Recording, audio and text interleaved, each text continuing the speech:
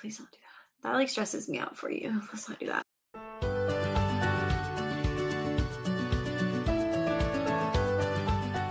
Welcome to our interview overview webinar. This is going to be the first of kind of our fall series where we will dive into some interview stuff, dive into mock interviews. If you haven't watched a live mock interview, we do have some of those over on YouTube from last year, and we will be doing some more of them. I have some points we're going to go over, just kind of general interview stuff. Think about this as your personal one-on-one. You come to somebody and say like, oh my gosh, I have an interview. What do I need to know?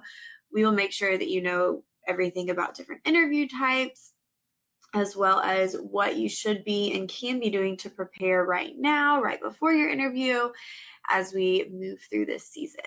I do want to give a little reminder that if you have not heard back about interviews yet, that's okay. Don't freak out. It is still interview season. We see September and October as some of the busiest time for interviews, and every year's cycle looks a little bit different. So November and December do get a little slower usually, and then interviews will pick back up in January. And then last year, we saw more interviews in February than ever before. So schools do things a little bit differently every single year, and we never know quite how to predict it. So don't get disheartened, get too discouraged if you haven't heard back from interviews yet. I know that they're coming and it can be easy to start comparing yourself to others, but we will have fingers crossed, prayers for everyone, good vibes that this week everyone's going to get interview invites. I'm Savannah. I am a dermatology PA in Georgia. I worked all day long today. I saw 33 patients, which was a good day, good busy day for me. I have two little kiddos. I have a 6-year-old daughter and a 1-year-old son. My husband is also in medicine. He's a hospitalist. We went to the University of Georgia, and then I went to Augusta University for PA school. That was 10 years ago. So I graduated 10 years ago, and I've worked in dermatology ever since. I now work part-time, which is nice. I work 2 days a week in a private clinic, and I get to still do this stuff, which is help you guys become. In another life, I would have been an advisor at a college. I just really love helping people figure out what they want to do and how to get there. And I know PA is a great profession. I don't think it's like the only profession or the best profession or the one for every single person, but I do think it is a fantastic choice if you want to be in medicine and you want to work as part of a team. So I like to help get the word out there about what we do so that hopefully other people can find that same path if it's what you're meant to do. So this is a situation that you probably haven't ever found yourself in. Applying to undergrad, applying to college is a little bit different than this. Even applying to jobs is a little bit different than this process of applying to PA school and having to interview for this thing that you have worked so hard for and that is so important to you. And it feels like there's a lot of pressure on it, which there is. But I want to remind everyone that if you have gotten to the point where you are invited for an interview at a PA school, that is a huge deal. These schools get so many applicants. They're getting thousands of applications, and they are not picking that many to interview. Out of those thousands, they are cutting that down to a couple hundred, a few hundred, if that, to interview for the spots in their programs. So if you have an interview invite, be proud of that. Even if it doesn't end up the way you wanted, if you end up on a wait list, end up with a rejection, that is still a huge accomplishment, and it means that you're doing something right. So keep doing it. If this is what you want to do and you want to become a PA, keep going, because the schools saw something in you. They are interested. They want to see if you're a great fit for their class. Hopefully that's this year, but if not, you're still doing the right things. So keep doing it. Just want to really give some encouragement there that you're doing good work. It is normal to be nervous. It is normal to not really know what to do next. You've put all this work into your application, and now we're in this waiting phase where you're probably checking your email, I don't know, just once a day. Just kidding. How many times are you checking your email a day? A bunch, to see if anything has come in as far as interviews. And when that interview comes, it creates this whole new situation of stress and anxiety and nerves. I want to encourage you to try to take your nerves that you're feeling for your PA school interview and switch that to confidence. Remember that they do actually want to get to know you, and you should be confident in that. And even if you're going to feel nervous on interview day, nervous going into it, that's okay. Everyone's nervous. You're not alone in that. And that should hopefully maybe make you feel a little bit better. And you're preparing. You're doing what you're supposed to do. You're here. You are taking steps to make sure you are ready for interviews. And after you get that first one under your belt, once you kind of have completed your first PA school interview, usually the next couple aren't as bad. Like you have broken the ice, you have seen what it's about, you know a little bit about what to expect. So even if it's a different interview type, you have some stuff to go on and you're not feeling like you're walking in quite as blindly. So let's talk about right now things you can be doing to prepare for your PA school interviews. So I'm going to talk to people in different situations here because I think we have multiple people here. So if you're in the situation where you are waiting to hear back and you do not have an interview yet, again, that's okay. You're here, you're doing this webinar. We're going to have more webinars. We have tons of videos on YouTube. So if you like video content, you can start watching some of that to start preparing and gain an idea of different things to know about the interview, different interview types, interview questions. We'll go through some of that tonight, but we probably won't get to everything that I could teach you. I recommend making sure you're practicing out loud at any step in this process. So whether you are waiting, whether you have interview invites, you need to spend some time talking and getting your answers out and not just writing them down, not just thinking about them, but actually saying your answers. We have some other resources too. I have the PA school interview guide. Does anyone have this? This is this is so bad. I say this is my first baby because it came out when I was pregnant with my daughter, who's 6 years old now. I put it over here. But this is basically everything I say about interviews ever. It's on Amazon. Hopefully it's not too boring, but it has different stuff about interviews. It has a bunch of questions and how to think about them, not from a resume restating way, but actually getting you to put your personal touches on them to show the schools what you're about and what you bring. I may refer to some stuff through that tonight if you do have it. But if you are in that waiting phase, you could be reading that, you could be getting ready and doing your practice out loud. Other things that are a little bit more practical to do, things like getting your suit, figuring out what you would wear to an interview, saving money so that you can go to interviews if they're in person.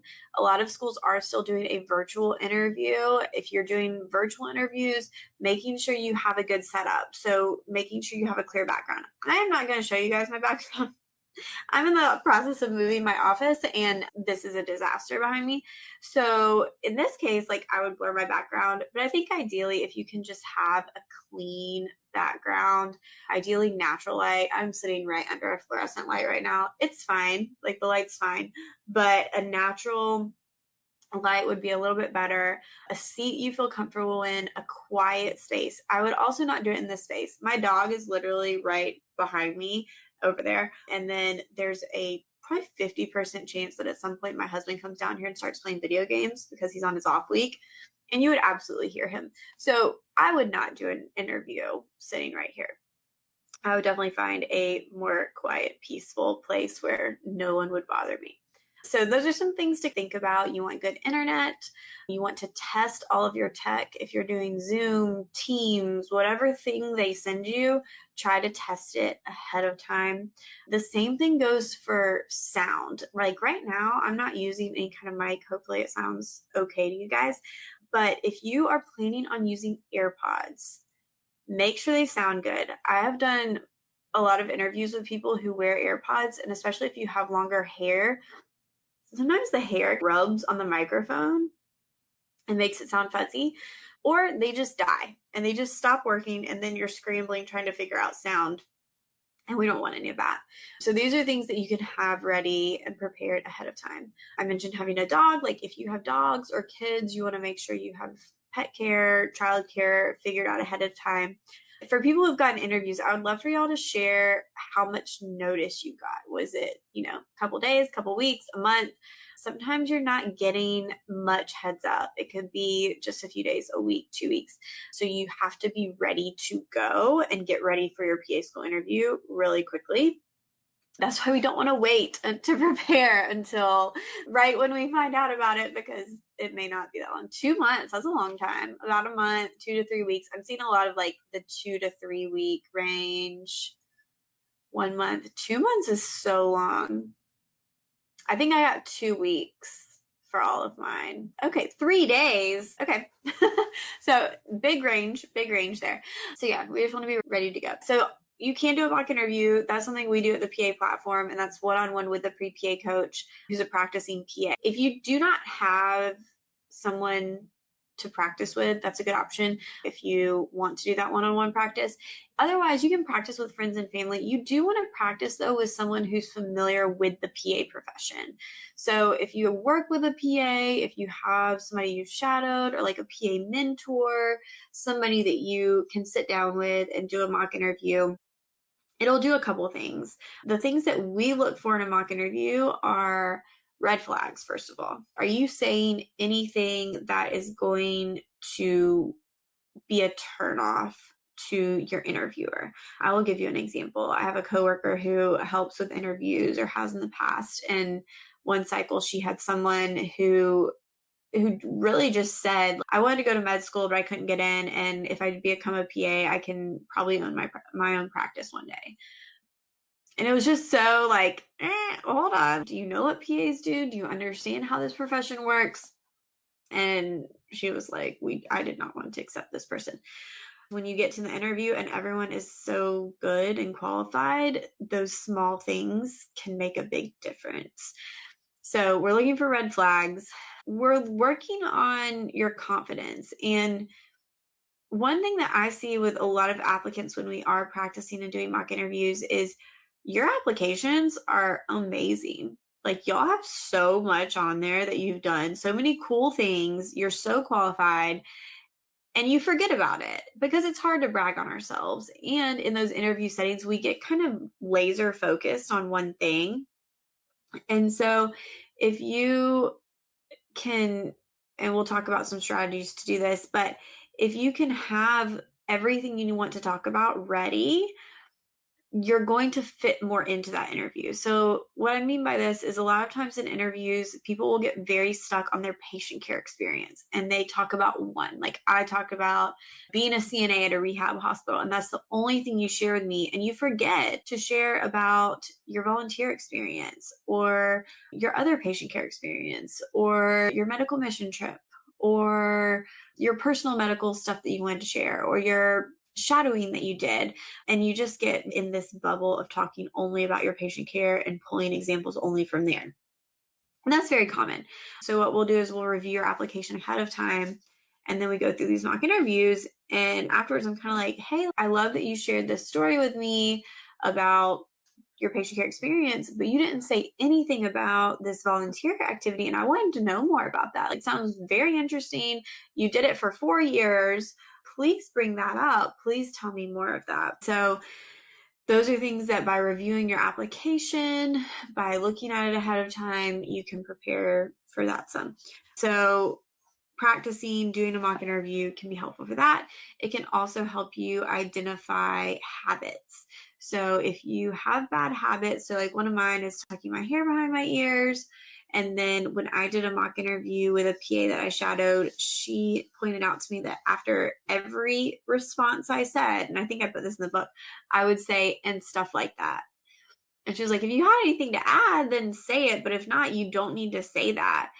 And I would have never known. And maybe if I had videoed myself, I would have figured it out. But honestly, guys, I don't even know if our phones did video back then. It was so long ago.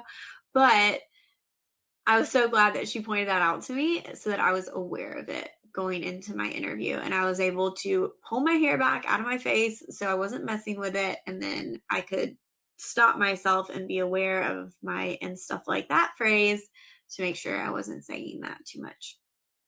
I probably still said it some, but anyway. So those are some things we can do as far as practicing. One thing I really recommend doing, and I think I talk about this in the book too, I recommend making a list of everything you want your interviewers to know about you before you leave the room. That was something that I went to the interview coach at UGA, and he really didn't know what PAs did, had no clue, but he worked mostly with pre-med students, and he recommended that to me. He actually made me sit there for 30 minutes and do this. And I wrote down different strengths, different personality things that I thought were important, different experiences that I had had. And the idea was to create this kind of bank in your mind, which, if you're visual like me, I almost think of it like a checklist, like a to-do list where you just check things off as you go. So then in an interview setting, when you have talked about that patient care experience, so let's say that they ask you about a time you had to resolve a conflict. And I talk about a time where a patient came in and they were mad because they didn't get the right medication. Now they are still having this problem and it was a big issue and I had to resolve it. So I've talked about patient care experience. Check. And then the next question they ask is, how do you handle a stressful situation? Well, to be honest, I could take that conflict situation and make it fit under stressful situation too, but I'm not going to do that because I'm not going to reuse a story. But also, I've already talked about my patient care experience. I've already explained what my role was and what I did and what I learned, clearly in more detail. But now I'm going to say, okay, so one thing that was stressful for me is when I was on a medical mission trip in the Dominican Republic, we ran out of Tylenol, and that was a big deal because a lot of the patients we were seeing were working in fields, and their chief complaint was that they had this really intense muscle soreness, and getting Tylenol and Advil was a huge lifesaver for them. So that was stressful because we wanted to help them and we weren't able to. So we went to the local store and we were able to find what we needed and get it for them. So now I've told them about my medical mission trip and my volunteering and what I learned from that. So I've checked that off. So the next thing they asked me is, maybe what is your biggest weakness? And then maybe I want to bring up my C I got in organic chemistry too, and talk about how I was overcommitted and did not know how to study appropriately, and I didn't know how to ask for help, and that's my biggest weakness, is not knowing when to ask for help. That's something I'm working on. I was able to ask for help, go to study sessions, do better, and then even though I got a C plus, I feel like I improved throughout that class, and go into detail there. So anyway, so you're checking things off as you go of what you're sharing, and it's fine to repeat some things if it's the best example, but you want to leave your interviewer at your PA school interview with as much information about you as possible. And you want them to feel like they have a good idea of who you are, what kind of student you'll be, and what kind of PA you'll be. So the more that you can share, the more that you can leave with them there, the better. Will you feel like you told them everything you want them to know? No, I feel like never. You will always leave the room being like, oh man, I should have said this. I wish I shared that. And that's normal. After your interview, take that time to reflect, but don't dwell on it. And just for next time, know what you're walking into the night before the interview or the day before. I recommend taking that day off, honestly, like not necessarily off from work, but just off from interview prep. So where you're not dwelling on interviews. I have emails every year that are like, hey, I have an interview tomorrow. Can I do a mock interview tonight at 9 p.m.? And my answer is always, I don't think you should do that. Let's not do that. Just because I want you to be in a good headspace. And the idea of the mock interview is you do it with enough time that you can take the feedback and work on it. And then work with your friends and family and say like, hey, this is some feedback I was given about I need to not do this habit. I need to expand on this topic more. I tend to have short answers or whatever. My answers aren't personal enough. I don't relate them to PA, whatever it is. And then y'all can work on that. So I don't recommend doing a mock interview like right before your real interview. Please don't do that. That like stresses me out for you. Let's not do that. We've talked about talking out loud. Videoing yourself is a great way to practice. Everyone hates that, by the way. I hate that. I don't watch videos of myself. I make lots of videos of myself. Yes, I cringe at all of them. It's all for you guys. But by videoing yourself, you can tell if you're being genuine, if you're really being yourself, and you'll pick up on some of those habits. You'll also get a feel for your timing, which is a big part of interviews. When we get into talking about interview types in a minute, we'll talk about timing a little bit more. But most people feel like their answers are super long, and they are not. I've been sitting here talking and I could talk for hours, but most people, if they're answering an interview question, it's around like a minute and a half to 2 minutes, which is good. And there's nothing wrong with that. If you are in certain interview settings, like an MMI, you do want to expand on your answers a little bit more and work on getting those longer responses with more detail, with more thinking out loud. But it's a little bit dependent. And then group interviews, you want to be a little more cognizant of others that are there and not hog the time and keep your answers just a little bit more concise. So those are things that you can practice, and you can practice and you can video yourself and you can talk out loud without becoming a robot and without feeling like you're reciting answers. Because the truth of the matter is, when you get to a PA school interview, they are not necessarily going to ask you every question that you have prepared for exactly the way that you prepared for it. That's a point I try to make in my book a lot, is you need to be able to rephrase questions and figure out what they're asking you and why they're asking you it to get to the point. Because if you are only preparing for very specific questions, you're going to get caught off guard and you're going to feel unprepared even if you spent time preparing. My favorite example of how to rephrase a question is, what is your biggest weakness? Because that is the question that most people are expecting. The way I like to ask that question is, what would your coworkers say is your biggest weakness? What is one thing that people have told you you need to work on?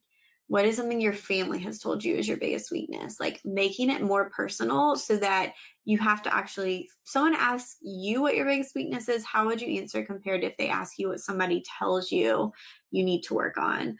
Those might be different things, because the way others approach us and the way we're critical of ourselves can be a little bit different. And a lot of people like to, and it's not bad, you can take the positive weaknesses and turn them around and all that. But I want you to be honest with yourself and really share with your interviewer too, what, like do some self-reflection. What is your biggest weakness and what are you going to be continuing to work on?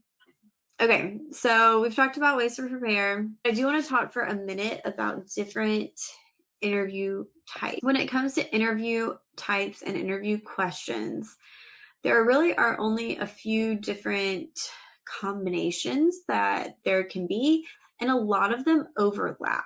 So when you are preparing, regardless of if a school tells you they're doing traditional or MMI or ethical or behavioral or situational, whatever group, if they tell you they're doing a specific interview type, style, whatever, you need to prepare for everything, because you just never know what they mean by that or what you could be walking into. One question I get a lot about PA school interviews is if you can reach out and ask what an interview format will be if they don't share it. And my opinion is, if they wanted to share it, they would, and they'd share it with everybody. So if they haven't preemptively told you, like, hey, it's going to be a traditional interview and a group interview, I personally would not ask them what it is. I would research the heck out of the internet. I would look on every single forum and social media and Google and everything I could do to try to find information about it. But I would not ask the school if they did not volunteer that information. One thing I was going to share too, and this has actually been a good resource, is this year we started a group coaching program. It's called Pre-PA Academy. It started in February and it has been teaching each week. So we do like 3 to 4 live sessions a week on different topics, and with myself and the other coaches. It's been really fun just getting to know applicants. But we, in June or July, made it half off, because now we're really just doing interview prep. So if you're like, I want to do interview prep, but I don't like I don't want to do one mock interview. I'd rather do more or whatever. We don't want to buy all those. So we made it half off, and we have multiple mock interview, like live mock interview sessions a week. Most of the ones I've hosted have had like 1 to 3 people. And so it's been a lot of really, really great practice. So we would love to have you join Pre-PA Academy with us through the end of October if you want to get in some interview practice. Okay, so let's get into our interview types. The main one is traditional. So traditional is you and me, or me as an interviewer and you as an applicant, and I'm just asking you questions. It's like ping pong, just question, answer, question, answer, question, answer. I might build off of the question a little or your answer a little bit and ask you another question, but essentially we're just going back and forth. This could also be done as a panel. So it could be like 2 interviewers with 1 applicant, or 4 or 5, a bunch of interviewers with an applicant. And again, just kind of asking you questions. Sometimes this will feel more conversational. Sometimes it'll feel more like an interrogation. You just never know. The other thing with your answers is kind of reading the room a little bit. So even if you have some prepared answers, you may have to get in there and feel out the interviewer, see how they are reacting to things, to see how you want to answer things a little bit more specifically. So we have our traditional. In a traditional interview, you might have traditional questions. So the main big 4 I talk about are: tell me about yourself, why do you want to go here, and then what is a PA? What does a PA do? Then we have ethical questions. So that could be scenarios where we're asking you about ethical things. The big thing with an ethical question is making sure that you make a decision and that you explain your decision and why you're making it. So, if they ask you, what would you do if you hit someone's car in the parking lot and they weren't there? Are you going to drive off? Are you going to leave a note? Are you going to try to find them? What are you going to do? And ultimately, are you going to do the right thing? So the wrong thing there would be just to leave. Like, if I didn't know where they were and couldn't find them, I'd probably just leave.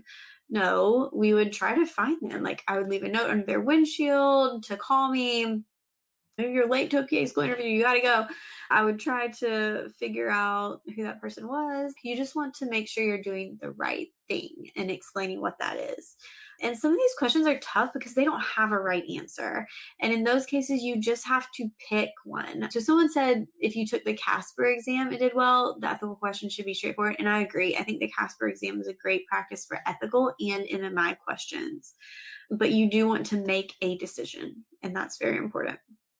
Situational is similar, like what would you do in the situation, usually more of an ethical situation. And then we have behavioral questions, which behavioral questions take a traditional question and flip the wording to make you explain it differently.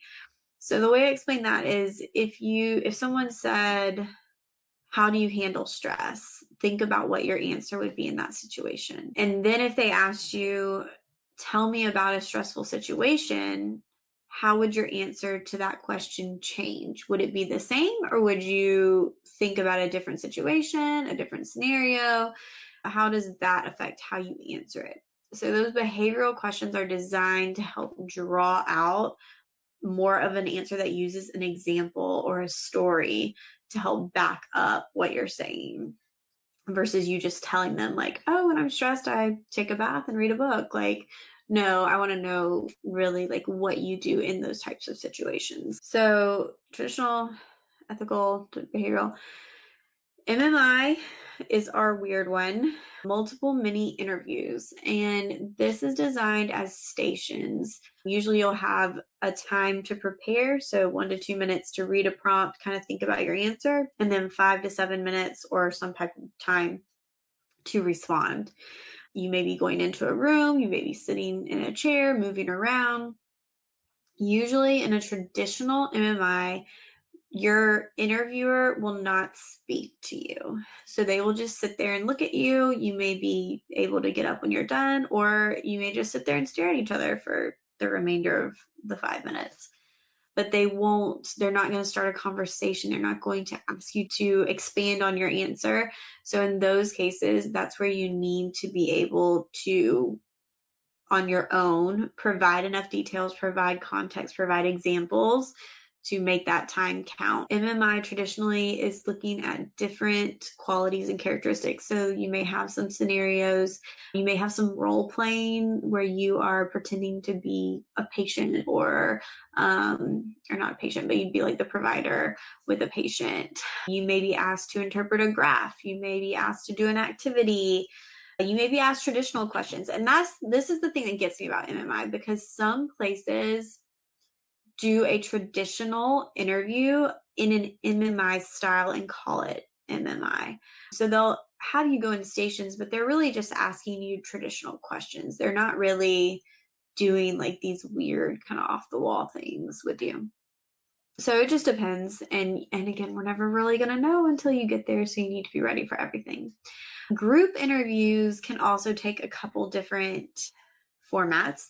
So in a group interview, you could have a group activity where you are put together with other applicants and asked to solve a problem, make something, interpret something, discuss a current event, but something where you're working with other applicants just so they can see kind of how you get along, teamwork, if there's, somebody who comes out as a leader, somebody who doesn't say anything, and how everybody works together. And then you could have a group panel, which is you with other applicants and then people interviewing you. And they could ask you the same questions or they could ask you different questions. I know of one group interview where they still ask people individualized questions from their applications, which seems weird to me to do in a group setting. And then I know of other ones where they just ask you the same question and they kind of go down the line or start with somebody different every time. Group interviews, I think, are most stressful because you feel like someone is going to steal your answer or say what you are going to say. But even if they do, it's okay. That is normal because a lot of these experiences we're having are shared experiences, and we have probably the same opinions on some of the questions that are being asked. So I have a couple thoughts there. And again, I do talk about it in the interview guide, and kind of all of our, I'm sure I have stuff on group interviews, but with group interviews, know the people's names of who's sitting next to you. Like, don't ignore them. They are other applicants there with you. I went to one interview where there was one person there and she did end up being in my class, but she quite literally ignored all of us. And it wasn't, I don't think we had a group activity and she wasn't in my group, but we were all kind of sitting in a conference room together before the interview and she would not speak to anyone. And to be fair, in PA school, she also did not really speak to anyone. She was just kind of there. She showed up, did her work, and left. And that was just her preference. I think if you are going into this and want to show that you're a team player, it is important to know other people's names and then also build off of their answers. So if they say, yeah, I think the biggest struggle of being a PA is that patients don't know what we do and the general population isn't aware of PAs. You can be like, yeah, Lily, I agree with you completely. And I've seen this when I was shadowing. I saw that sometimes patients wouldn't really understand what she was doing. And she had a great explanation. And she would tell them, I'm a PA, I work with Dr. Joe, and together we make sure that you guys get the best care possible. If I have any questions, I'll go talk to him. But today I'm going to take care of you. I'm going to look at you. We'll see what's going on and see if we can make you feel better. And then you've shared your experience and you've given yourself more credibility and you still have an original answer that pertains to you, if that makes sense. But anyway, so that's, group interviews, pretty much what you're going to see. Sometimes you'll be asked to take a quiz at an interview. Sometimes you'll be asked to write an essay at an interview. Again, be ready for anything. Ooh, okay, I already see some good questions. So how do you not be awkward on a virtual interview? So clearly I'm awkward. My husband's like, do they know you're so awkward? Thanks. I think just be yourself. A couple of things in a virtual interview I didn't talk about. Eye contact gets a little weird. So like right now I'm looking at my camera. That's something that I feel like because I do so many weird things on video, I have kind of trained myself to do is mostly look at my camera in a lot of cases, especially during webinars. But it is our human nature to look at ourselves or to look at the person talking in the video. So this is me looking at myself right now. I don't really know if it looks much different because I can't see myself when I'm looking up at the camera. One thing you can do is put your video screen like right up at the top near the camera so that there's less distance there. Like if I move mine all the way down, it just looks like I'm looking down at myself. That's kind of weird. So I think if you can keep it up, that is more helpful. I also would make sure you're not like slouching. Like I tend to sit back in my chair like this, because I'm comfy and we're just talking. But in an interview, like I would be sitting up like this, feet on the floor, good posture, sitting forward, smiling, very active, very engaged in the situation, even if it's a virtual interview. So just treat it like the real thing. One tip I like to share too, if you've had a patient care job, when we walk into a patient room, we try to put that patient at ease. So we kind of put on our customer service voice, even if we're having a bad day, even if we're hungry, even if we're tired, we walk in and we're kind of like, hey, how are you? Like putting them at ease. And if a patient were to ask you, oh, what are you doing? Do you want to go to school? Do you want to be a doctor? Do you want to be a PA? Why are you here? Think about how you would answer that patient. You're probably going to be a little bit more cheery, a little bit more jolly, a little more engaged. You want to have a good rapport with them. And your interview is the same way. So I almost think of thinking about your interviewer as a patient. Like, how would you address that person if they were just a patient that you walked into? Maybe that'll take the edge off a little bit, maybe not. But to me, I feel like that is probably when a lot of us are maybe at kind of one of our best attitudes when we're in the workplace and having to help put people at ease a little bit because that's part of our job.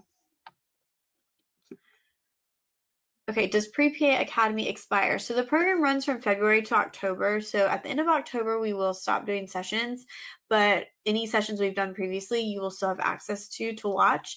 And then if you do not get in this cycle, you can start the program again in February with us when we start for next cycle. You can automatically just kind of roll in if you need to. Can you talk about how to save your answer if you choke up or get stuck? Yes.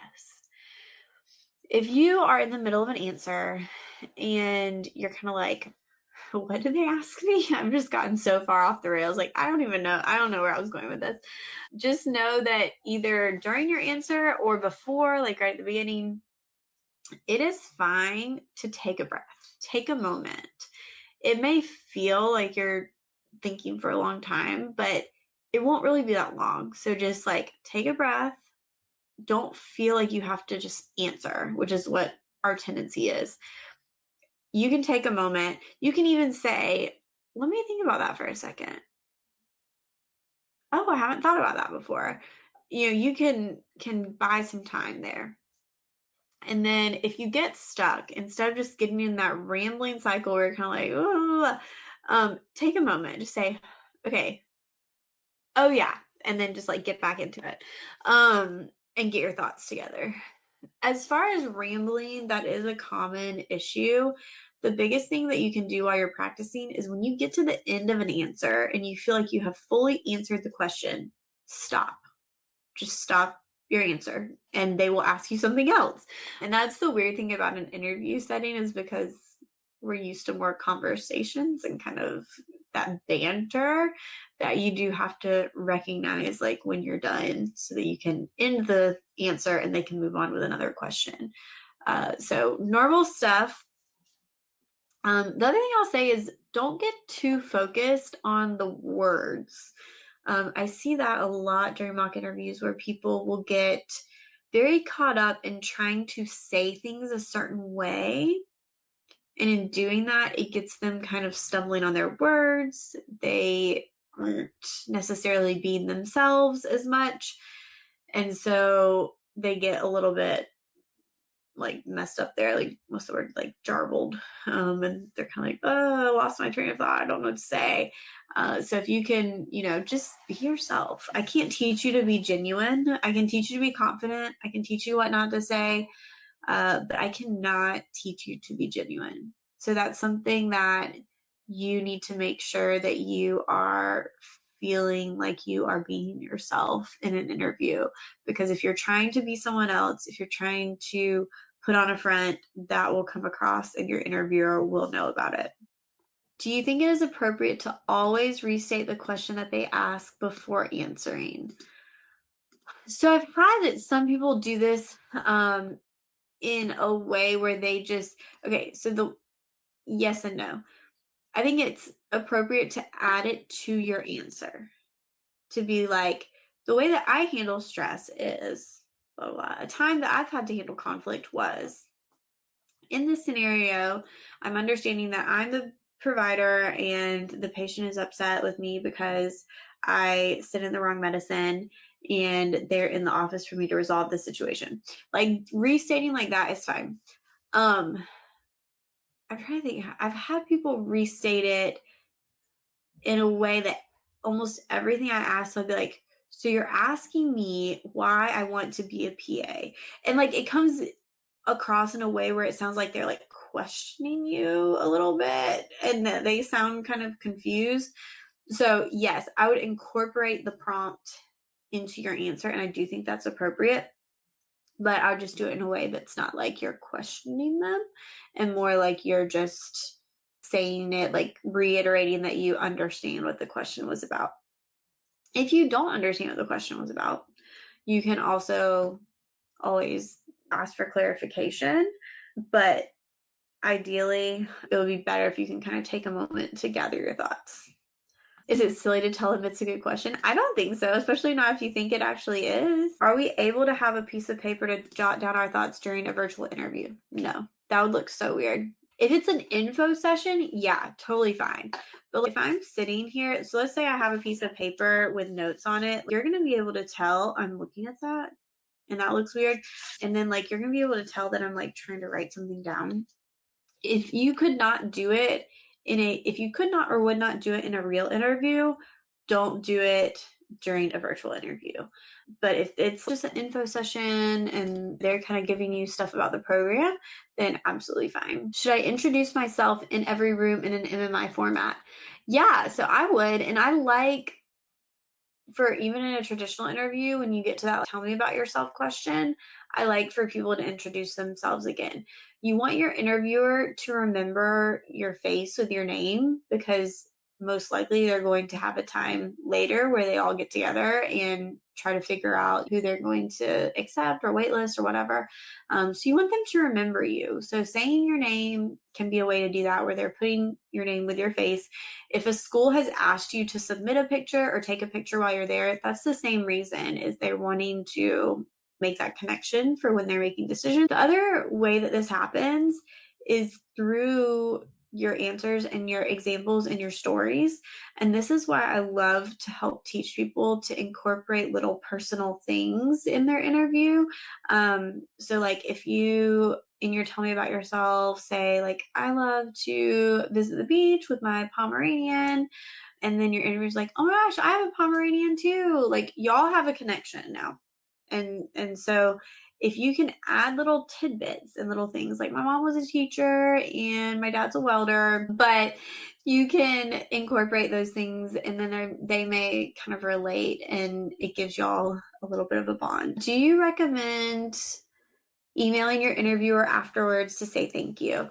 Yeah, I think a thank you note is always kind, always nice. I will admit that I'm the absolute worst at thank you notes, to be honest. I did not send them after my PA school interviews. I had missed a biochem midterm and it kind of rocked my world for a couple weeks. So by the time I was ready to send them, I had already heard back and I was like, oh, well, okay, cool. But yes, I would recommend, if you have the time, the effort, the capacity to do that, go ahead and send a thank you. It's not going to hurt anything. Do I think it will make a huge difference in your acceptance or decision? Probably not, but it's still just a kind thing to do. So an email is perfectly fine. You don't have to do a handwritten note.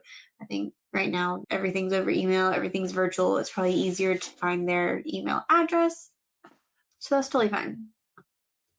Some people said what to wear. I'm a big proponent of wearing a suit. I think it's professional. You would rather be overdressed than underdressed in this setting, or remembered for being dressed too much than dressed too little. So I think a suit is a good idea. Be cautious with colored suits. I know there's so many options out there now. My biggest pet peeve with them is that if you get a lighter colored suit, a lot of these interviews are happening in winter time, so it can just look a little bit off season. I like my just personal preferences using color, like for your undershirt or tie or whatever, like kind of dress it up that way versus going with a louder suit. Just because a lot of these interviewers are more traditional. I think that's changing some and for some schools, but you want to be comfortable, you want to be confident. And so if there's ever a question, if you have to ask, like, is this appropriate? Should I be wearing this? Is this a good choice? Maybe pick something where you don't feel like you have to question it at all. In our Facebook group, the Pre-PA Club, if you're not in there, a lot of times people will post their outfits, pictures of it, and then people will say like, hey, like that looks great. So you can post in there if you want to. Okay, we'll finish up with this one because I think this is a good question that I've touched on, like glossed over. I'm interviewing at a school that has a written assessment. Have you heard of schools doing this? How should I prepare? So that could be one of a couple of things. It could be a quiz. It could be a quiz about med terms, anatomy, the general prereqs. So that is common. Usually from what I've heard, it's similar to the PA-CAT, like it's a knowledge-based test just to kind of see where you're at. So that can be part of it. You can also have a written essay. That could be handwritten, it could be typed, it could be timed or not timed. I had an essay at one school and ours was just completed by the end of the day. So they gave us a piece of paper and on the back we had to write the essay. And they were like, hey, just finish this before you leave. So we had some downtime while we were waiting for one-on-ones so that we could do it. And then they had like a room at the end of the day if we weren't done that we could go sit in and finish it. So I think I took a few minutes. Like I worked on it throughout the day, and then at the end of the day, I went and sat for 15 minutes and finished it. These essays are not going to be as thought out or elaborate as your personal statement or your supplementals. They're going to be much more straightforward. I go with like 5th grade essay. Intro, what I'm going to talk about, 3 body paragraphs, and a conclusion, and that's it. They could be an opinion piece. It could be read this article and summarize it or state your opinion. There's a lot of different ways that could be. I think these serve different purposes. So if they have you write an essay during your interview, I think they're trying to see if you really wrote your personal statement. So if there's a huge discrepancy, that could be a red flag.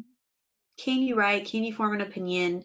And you don't necessarily write papers during PA school, but you will write notes and be responsible for the patient chart. So they just want to make sure that's clear and that there's no issue there. So I wouldn't read too much into that. I don't think it would be the deal breaker or like huge, biggest part of your interview, but it is something you want to do your best on. Thank you for coming and hanging out with me. We have another webinar coming up in September. We're going to do a live mock interview. It's September 5th. So I believe that's a Thursday night. It'll be at 8:30. We'll try to get a variety of people for that. So hopefully this was helpful. I hope to see some of y'all join us in Academy and doing mock interviews with us. And if you have any questions, feel free to reach out.